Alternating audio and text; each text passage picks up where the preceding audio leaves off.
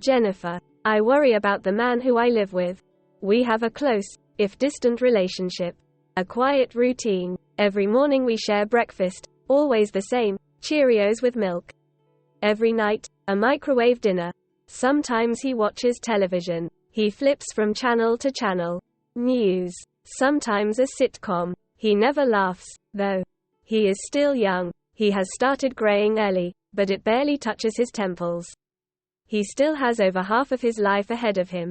But as he sags against the couch, holding a pillow to his chest while gazing absently ahead, the remaining years seem like more of a curse than a blessing. One day I am in the hallway of our apartment complex when I see that there is a new neighbor. She is carrying a huge cardboard box, bent backwards from the weight. All I can see of her is from the tip of her nose and up. As she reaches for the handle of her apartment, she teeters from the weight suddenly. I am afraid she is about fall, box and all, when my friend comes from behind me. He quickly puts one hand under the box, alleviating the weight, while gently pulling her back into balance. "Hey there. Sorry. Would you like some help?" he says. He stays frozen in position, face just barely reddening. "Oh my God. Thank you," she breathes, passing the box's weight to him completely. He gamely holds the box for her, as she opens the door to her apartment. "If you could just pass it to me now," she asks as she enters the doorway. I am able to see her fully now. Her dark brown bangs are nearly over her eyes, the rest of her long hair is twisted up and held in a clip.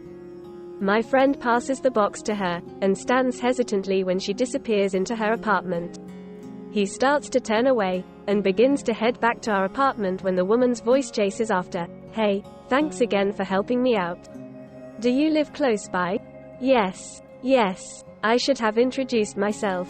I am Ben. I live right across from you." He reaches out to shake her hand. Ben.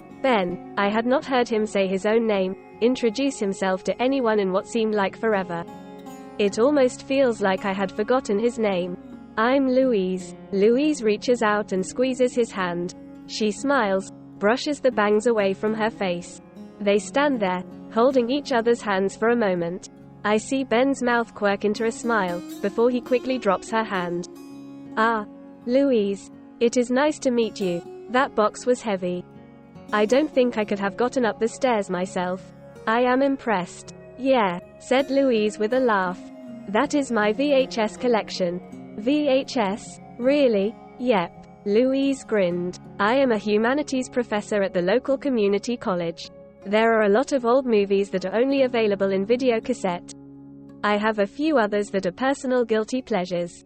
Knight Rider, the original Star Wars trilogy.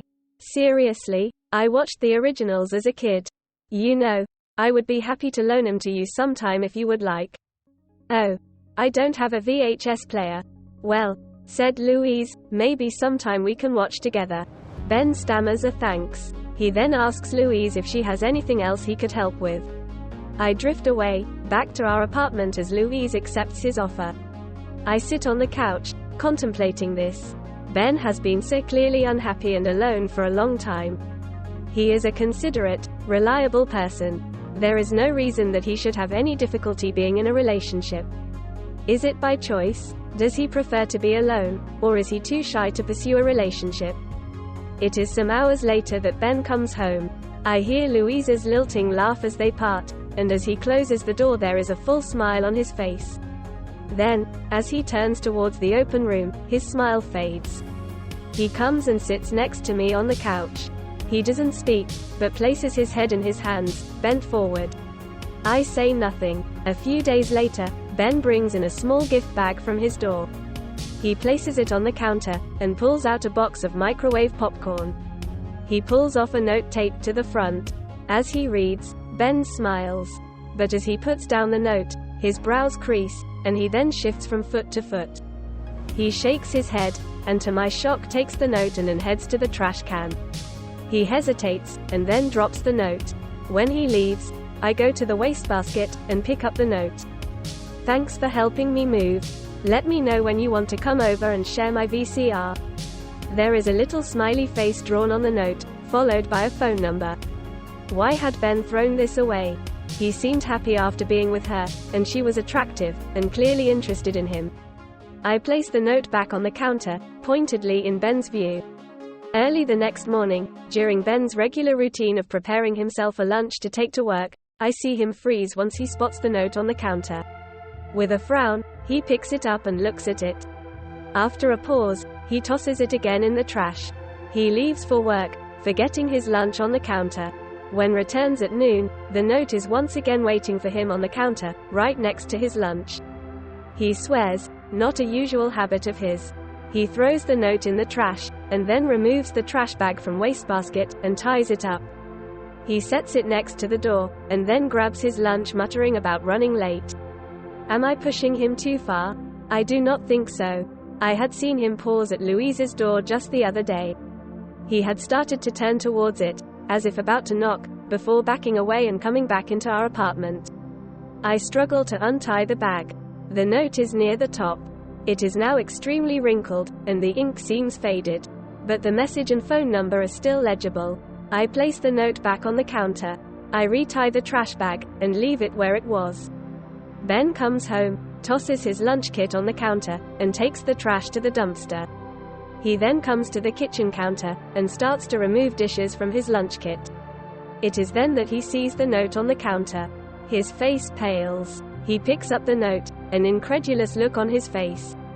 He staggers to the couch and sits down, looking down at the note. I see his face crumble, and as he wipes at his face I can see tears escaping from his eyes. I sit next to him, distressed by how upset he is.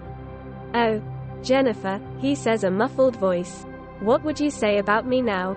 Jennifer, Jennifer. When he says my name, I feel myself pull together in an instant. A million memories, thoughts and emotions, rush in. Ben and me, as high school sweethearts, dancing at the prom. Ben and me staying up late into the night, whispering to each other on the phone. Ben and me, fighting, screaming in each other's faces. As then later making up, snuggling on the couch. Later, in college, sneaking into each other's dorm rooms at our religious school. Moving from place to place after graduation, each trying to find decent jobs. We finally ended up here, in this apartment. Ben found a job as an accountant at a bank. I bounced from job to job until I started working at the bakery. On our rare nights together, when our schedules matched, we would cook together in the kitchen. I remember snuggling next to him in this very room, after one of our at-home dates. I also remember myself, separate from my relationship with Ben, lying in the grass as a child, looking up at the stars. Giggling with my best friend during a sleepover. Learning how much I loved to cook as an adult, creating intricate confections. The delight in realizing that I could still discover new things that I loved, and that I could excel at. I remember the joy of taking walks alone, and feeling the sun warm my skin.